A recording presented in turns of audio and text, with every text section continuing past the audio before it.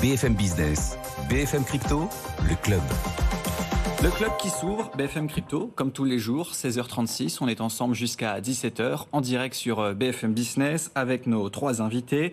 Alexandre Roubaud, bonjour. Bonjour Étienne. Vous êtes le cofondateur de Bitstack. On sera avec vous dans un instant. On a également le plaisir d'accueillir Pauline Armandé du site BFM Crypto. Bonjour Pauline. Bonjour Étienne. Et puis notre confrère, Amaury de Tonquédec, qui travaille avec nous sur cette émission BFM Bourse. Avec vous, dans un instant, on parlera de toute l'actualité autour des cryptos. Mais juste avant, c'est Vincent Bois qui nous accompagne depuis IG afin de faire un petit point sur les éléments techniques. Alors il y a un instant, on était avec Andrea Tueni depuis Saxo afin de regarder les marchés actions. Comment ça se passe aujourd'hui, Vincent Bois, sur les cryptos ? Alors pour le moment, on hésite depuis la fin de la semaine dernière, mais on reste tout de même dans une perspective de correction un peu plus importante que ce que l'on observe depuis les 30 000 $. Justement, aller chercher des niveaux 26 800, puis ce niveau important technique et surtout pour valider ce rebond que l'on observe depuis le début de l'année, c'est d'aller chercher... Vincent Bois, que l'on est en train de perdre. Est-ce que vous êtes là, Vincent ?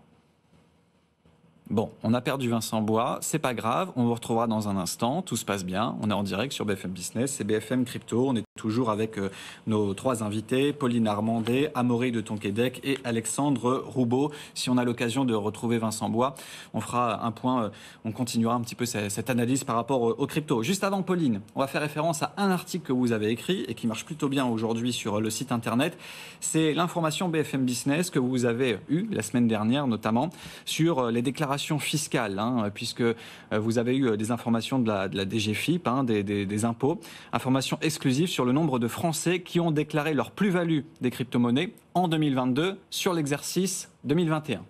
C'est ça. Alors, ce qu'on a appris, c'est que 20 000 contribuables ont déclaré 400 millions d'euros de plus-value nette en 2022, donc sur les revenus de 2021, des chiffres communiqués par la DGFiP, vous le rappeliez. Et donc, du coup, selon nos calculs, après le prélèvement forfaitaire unique de 30% qui s'applique aux plus-values en crypto-monnaie, le fisc a donc récupéré autour de 120 millions d'euros d'impôts, donc grâce aux gains des Français avec les crypto-monnaies sur les revenus de 2021. En revanche, sur les années 2020 et 2019, le fisc n'a pas pu nous fournir des informations, puisqu'il explique notamment que la déclaration fiscale 2023 l'occupe beaucoup. Mais ça nous donne déjà quelques indications sur ces Français qui sont donc les bons élèves qui déclarent donc leurs gains en crypto-monnaie aux impôts. Peut-être juste un petit rappel, en fait, au niveau de la déclaration fiscale. Si un contribuable français réalise une cession imposable, c'est-à-dire un gain ou plus précisément une plus-value, il devra déclarer chaque cession aux impôts. Et on compte parmi les cessions imposables, typiquement le fait de vendre des crypto-monnaies contre une monnaie traditionnelle, l'euro ou le dollar. Si on réalise un gain, ça doit être déclaré aux impôts. Donc là, on parle d'environ 20 000 contribuables français, donc sur les plus-values de 2021. Vous vous êtes renseigné, comment aujourd'hui on peut mettre en perspective ces chiffres ? Alors, j'ai aussi parlé en fait à la société Waltio qui est spécialisée en fait dans la fiscalité des crypto-monnaies et qui aide notamment les Français à faire ce calcul de plus-value qui est clairement pas évident à faire. Et ils nous ont expliqué qu'en gros, leurs 7000 clients, donc sur l'année 2022, pour les revenus 2021, on reste sur la même année, ont réalisé 145 millions d'euros de plus-value. Et donc après PFU, ils ont donc payé, ou en tout cas déclaré aux impôts, 43,5 millions d'euros d'impôts sur leurs gains en crypto-monnaie. En gros, ça veut dire d'ailleurs que cette société capte à peu près un tiers du marché, notamment de ces Français qui déclarent leurs gains en crypto-monnaie. Là, on parle de 20 000 contribuables, ça reste une minorité quand même, puisque d'après les récentes enquêtes, aujourd'hui, il y a plusieurs milliers, voire même millions, selon certaines enquêtes, de Français qui ont des cryptos. Ouais, ça, c'est si on prend l'enquête en fait de la société Chainalysis, qui est une société internationale et qui est très connue, dans le secteur. Et elle avait sorti en fait il y a un an une enquête sur les gains des investisseurs crypto, selon laquelle en fait on apprenait qu'au niveau total et mondial, les investisseurs crypto avaient gagné plus de 162 milliards de dollars dans le monde, donc sur les revenus de 2021. Et parmi ces investisseurs, on avait des Français qui auraient encaissé encaissé plus de 4 milliards de dollars grâce aux crypto-monnaies. Donc ça fait un chiffre assez conséquent. Assez conséquent, et on est trop loin pour revenir à la case départ des fameux 400 millions que vous avez eus. Ouais, effectivement, il y a un gap qui est énorme. Et typiquement, si on était vraiment sur ces 4 milliards de dollars, l'État aurait dû encaisser 1,2 milliard d'euros, notamment après la flat tax, et ce qui est clairement très loin des 120 millions que l'État aurait dû encaisser. À suivre, on verra ce que ça donne, puisque là, ça y est, les déclarations sont ouvertes pour les revenus 2022. Ça a été un peu plus compliqué, c'est pas à vous que je vais le dire, sur les cryptos, et donc forcément, il y a eu plus de moins-value l'année dernière qu'en 2021. On a retrouvé Vincent Bois depuis IG, avec qui on faisait un point il y a quelques minutes là sur les niveaux à surveiller. Rebonjour Vincent, quels sont les niveaux là, si on a une minute, synthétisés pour nos auditeurs, téléspectateurs, comment ça se passe aujourd'hui sur les cryptos ?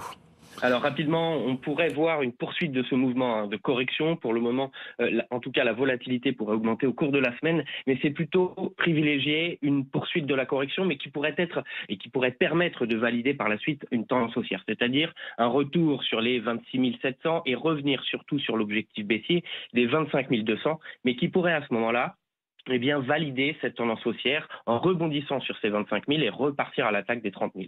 Attention en revanche si on venait casser ces 25 000, mais pour le moment, c'est plutôt privilégié de revenir sur ce niveau. Merci beaucoup Vincent Bois, merci de nous avoir accompagnés depuis IG afin donc de faire un point sur les niveaux techniques à surveiller sur les cryptos, et puis on vous retrouvera bien sûr dans les prochains jours afin de suivre cette tendance. Amaury, on est avec notre invité désormais, avec Alexandre Roubaud, c'est le cofondateur de Bitstack. Exactement, bonjour Alexandre. Bonjour Amaury. Et en fait, vous dites que Bitstack, c'est la première application en France qui permet d'épargner du Bitcoin de manière indolore, c'est-à-dire... Exactement, donc Bitstack, c'est la première application en France qui permet d'épargner sans aucun effort en Bitcoin. Alors comment ça marche ? C'est très simple, il suffit de télécharger l'application, de se créer un compte et de lier son compte bancaire à l'application, donc n'importe quel compte bancaire français, que ce soit LCL, Crédit Agricole, BNP Paribas ou autre. Et une fois que vous avez établi cette connexion bancaire, Bitstack, sur chacune de vos dépenses, va être en mesure de les arrondir à l'euro supérieur et d'investir la petite monnaie en Bitcoin. Alors concrètement, qu'est-ce que ça veut dire ? Vous effectuez un achat d'un café, disons, pour prendre un exemple, de 2,60 €. Bitstack va arrondir cette dépense à 3 €, donc à l'euro supérieur, et investir automatiquement pour vous les 40 centimes de différence en Bitcoin. Et donc, en fait, ça veut dire comment ça marche ? C'est-à-dire qu'à la fin de la semaine, on fait la somme de tous ces arrondis-là, et après, vous prélevez automatiquement sur le compte. Exactement. Donc Bitstack va en fait créer ce que nous on appelle une cagnotte sur la semaine. Vous allez Bitstack va calculer la somme des arrondis tout au long de la semaine, donc 40 centimes, plus 20 centimes, plus 30 centimes, etc. Et en fin de semaine, Bitstack va vous prélever automatiquement pour la somme de ces arrondis-là et convertir instantanément au cours du Bitcoin. Le dimanche soir, en l'occurrence. Et on ne peut pas s'y opposer, c'est automatique, ça se passe une fois qu'on s'est engagé Non, alors absolument pas. C'est automatique dans le sens où une fois que vous avez activé cette fonctionnalité, Bitstack va le faire pour vous. En revanche, les utilisateurs restent bien évidemment en contrôle de l'application, et c'est-à-dire qu'ils peuvent désactiver cette fonctionnalité jusqu'à la dernière minute s'ils le souhaitent, pour soit la mettre en pause, soit la désactiver complètement. Et vous dites que grâce au Bitcoin, vous arrivez à redéfinir une multitude de produits et services financiers, lesquels par exemple, qu'est-ce que Bitcoin va apporter et changer par rapport à ce qui se fait déjà en finance?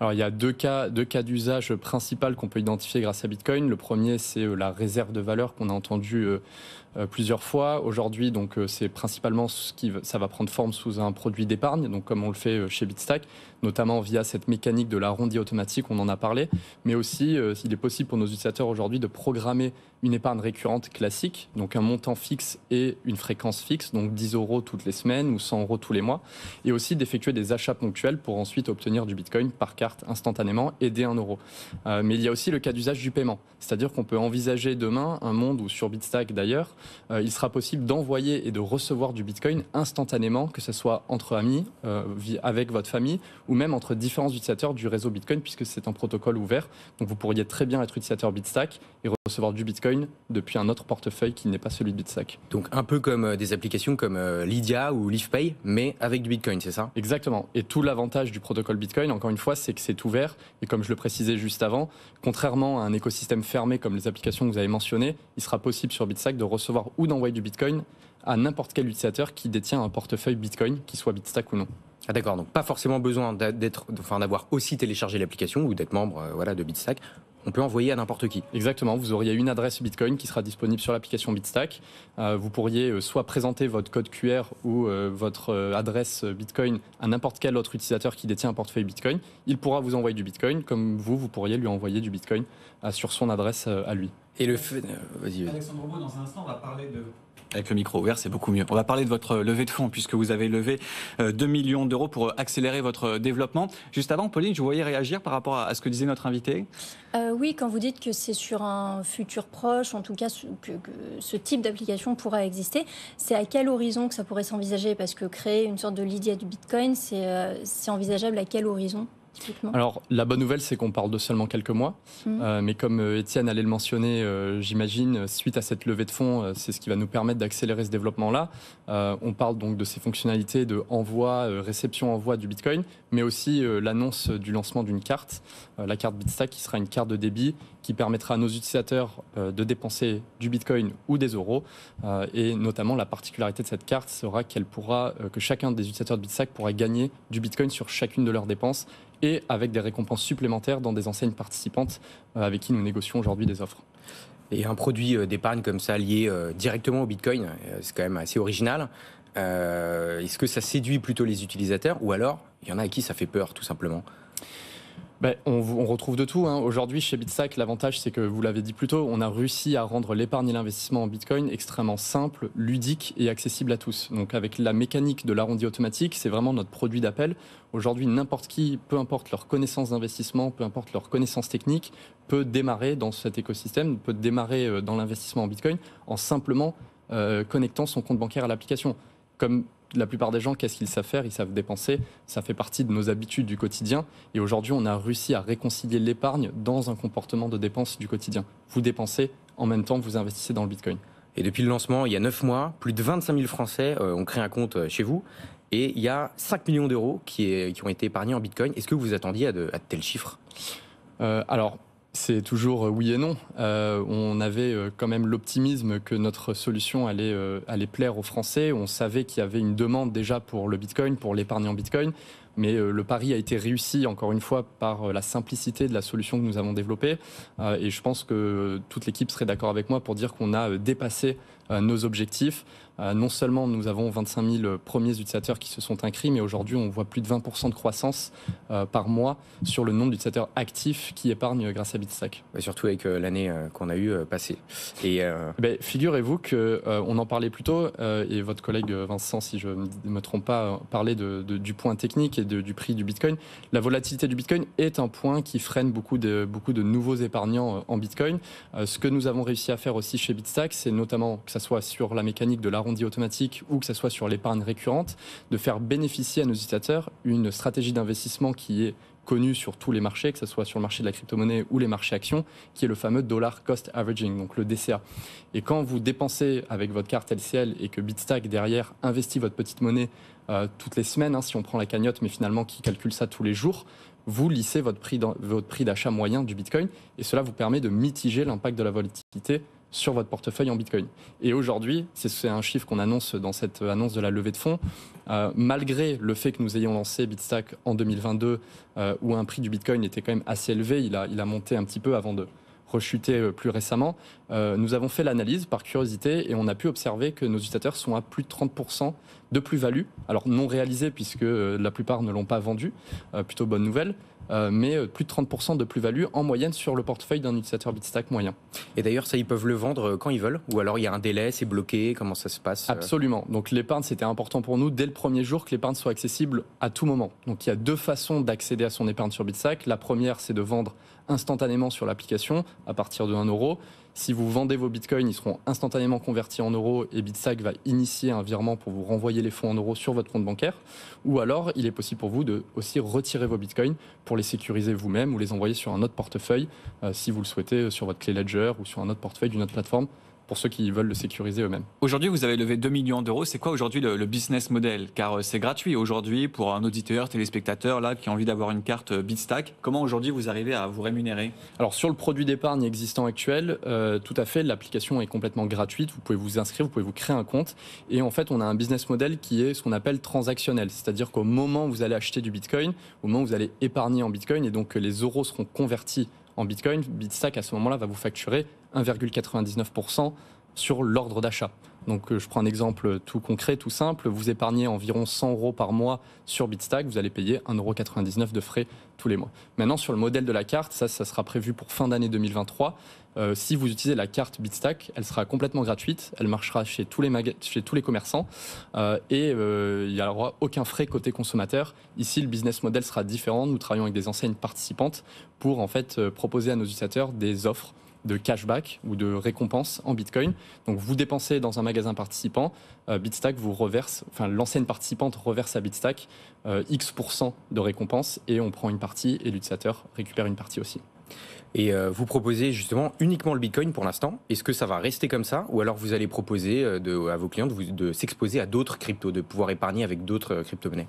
Alors, on a choisi de se concentrer uniquement sur Bitcoin pour deux raisons. La première, elle est toute simple, c'est que dans une démarche de démocratisation du Bitcoin, et aujourd'hui c'est notre mission, de permettre à la plupart des Français d'investir et d'épargner en Bitcoin, il était important pour nous d'avoir une proposition de valeur extrêmement simple et extrêmement claire.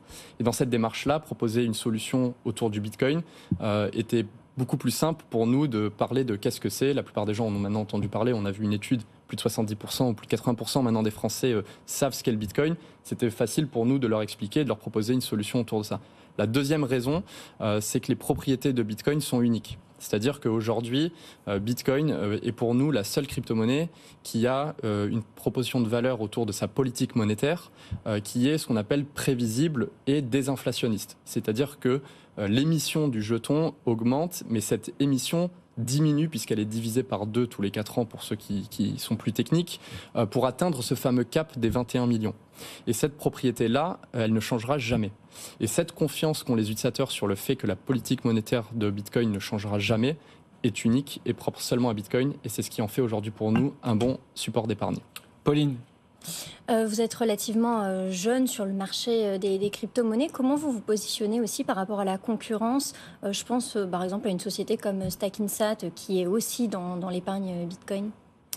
Alors, il y a plusieurs façons de répondre à la question. La première, c'est vis-à-vis des plus gros acteurs internationaux, ensuite vis-à-vis des acteurs français. Tout d'abord, chez Bitstack, on a eu une conviction qu'en s'implémentant en France, notamment suite à la loi Pacte en 2019 et à la mise en place du dispositif du cadre PSAN, c'est ce qu'on a fait. On a proactivement venu s'enregistrer en France pour offrir une solution finalement rassurante, sécurisée et de confiance aux consommateurs. Donc ça, c'est comment on a voulu se démarquer face à la concurrence internationale. Maintenant, vis-à-vis de la concurrence locale, je pense que notre produit d'appel a séduit aujourd'hui sur le fait qu'on a vraiment poussé cette fonctionnalité, cette simplicité encore plus loin de comment rendre l'épargne plus simple, puisqu'aujourd'hui, vous dépensez, vous n'avez même pas besoin de penser à quel est le montant d'épargne ou le montant d'investissement que vous vouliez faire en Bitcoin. Et aujourd'hui, on annonce en tout cas de nouvelles fonctionnalités autour du paiement entre amis autour du Bitcoin, de la carte Bitstack avec du cashback en Bitcoin qui sera à venir en fin 2023, et c'est comme ça qu'on va se différencier sur les mois à venir. Et ça va bientôt faire 1 an que l'application est sortie. 9 mois. 9 mois, bon, bientôt. Et est-ce que vous avez un profil type de client? C'est-à-dire, est-ce que les clients qui viennent chez vous, ce sont les mêmes que ceux qui achètent de la crypto sur des plateformes d'échange centralisées classiques, on va dire? Ou alors c'est un profil différent? Alors c'est intéressant et je pense qu'encore une fois, c'est là où on a été extrêmement fiers du travail qu'on a fait avec toute l'équipe de Bitstack. C'est vraiment cette démarche de démocratisation, encore une fois, puisqu'on a vraiment simplifié tout le processus de A à Z, de l'épargne à l'investissement, puisque en fait notre mission est double. D'un côté, on aide les gens à épargner, à mettre de l'argent de côté. Et une fois qu'ils arrivent à mettre de l'argent de côté, on les aide à investir en Bitcoin. Et d'ailleurs, je dirais qu'on va plus loin, et on en parlait tout à l'heure, puisqu'on a annoncé aussi un partenariat avec cette société Waltio pour aussi, durant cette saison de fiscalité, aider nos utilisateurs à simplifier toute la démarche de déclaration des plus-values. Donc c'est aussi une des manières dans laquelle on se positionne et on se différencie aujourd'hui. Maintenant, grâce à cette simplicité, j'ai envie de dire absolue, ce qui est intéressant et aussi la proposition de valeur de Bitcoin qui parle à tout le monde, bien évidemment qu'on va avoir principalement des 25-35 ans sur Bitstack, qui sont des jeunes pros dynamiques qui veulent investir dans le Bitcoin puisqu'ils en ont déjà entendu parler, mais on retrouve aussi en fait une panoplie assez large d'utilisateurs qui viennent de tous milieux sociaux et de tout âge, puisqu'on retrouve aujourd'hui des étudiants de 18 ans jusqu'à des retraités de 70 ans et plus. Plus qu'ailleurs du coup. Plus qu'ailleurs du coup. Et notamment la statistique clé qu'on annonce aussi, qu'on a annoncé il y a quelques jours, c'est que Bitstack aujourd'hui, les utilisateurs de Bitstack, c'est plus de 50% de primo-acheteurs. Donc vraiment dans cette démarche de démocratisation où nos utilisateurs ne sont pas des utilisateurs de d'autres plateformes de crypto-monnaies, mais plutôt des épargnants moyens qui se posent des questions sur la performance de leur livret A ou de leur livret A taux et qui se disent peut-être qu'une épargne en Bitcoin fait du sens. Merci beaucoup en tout cas Alexandre Roubaud d'être passé par le plateau de BFM Business. Je rappelle que vous êtes cofondateur de Bitstack et donc vous avez levé 2 millions d'euros il y a 10 jours, hein, c'est ça un peu C'est ça, on l'a annoncé mardi 18 avril. Merci en tout cas d'être passé par le plateau de BFM Crypto.